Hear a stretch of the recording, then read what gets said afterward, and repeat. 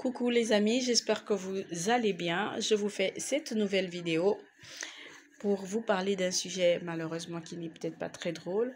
Je dois avouer que j'ai remarqué depuis un moment sur la toile euh, ben, un déferlement de...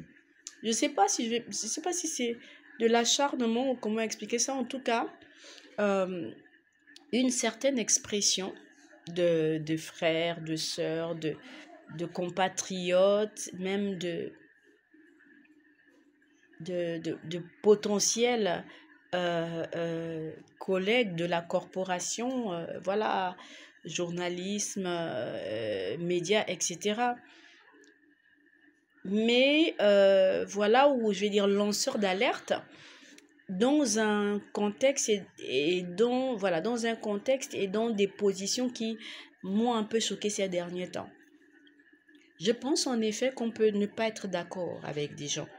Je pense en effet qu'on a le droit de donner son point de vue. Le problème seulement, c'est qu'il faut déjà pouvoir définir ce qu'on entend par lanceur d'alerte. Euh, je pense qu'un lanceur d'alerte, un influenceur, c'est une personne qui prend la responsabilité de pointer du doigt ce qui ne va pas pour apporter des éclaircissements et permettre que des solutions soient trouvées, tout simplement pour améliorer le vivre ensemble, pour améliorer, donner de l'harmonie au vivre ensemble et justement permettre que les mentalités évoluent de manière à ce que nous vivions dans un espace paisible. Je voudrais donc interpeller les uns et les autres. Lorsqu'on se met sur les réseaux sociaux à attaquer individuellement des personnes, quel que soit ce qu'on peut leur reprocher, il faut avoir en arrière la mesure des propos que l'on utilise. Pourquoi? Parce que quand on est un influenceur, un lanceur d'alerte, ce qui se passe, c'est que nous avons des personnes qui nous regardent et qui nous suivent.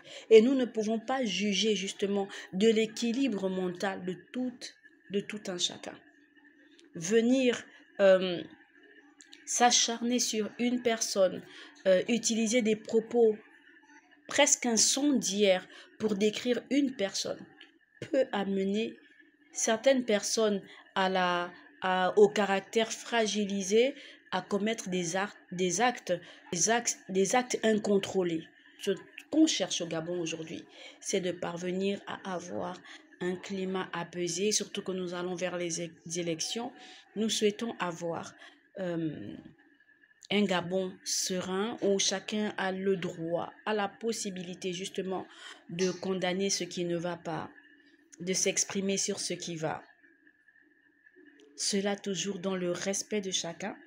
Et c'est la raison pour laquelle donc il faut veiller à mesurer les propos qu'on utilise, mesurer les adjectifs qu'on utilise et surtout faire preuve à chaque fois de pédagogie pour amener chacun à comprendre qu'il faut rester dans l'équilibre de toutes choses. J'espère que vous m'aurez compris, malgré tous les tâtonnements à certains moments. J'espère que vous m'aurez quand même saisi et j'espère que les concernés également m'écouteront et pourront, en tout cas je le souhaite humblement, parvenir à réviser leurs notes et à parvenir à retrouver l'équilibre dans l'expression de leurs sentiments, dans l'expression de leurs émotions et surtout, la retenue par rapport à ces émotions pour pouvoir justement lancer l'alerte et influencer tel que cela devrait être pour rendre les autres meilleurs. Je vous dis à très vite pour un nouveau numéro de Plein Pied dans 2025. À très vite.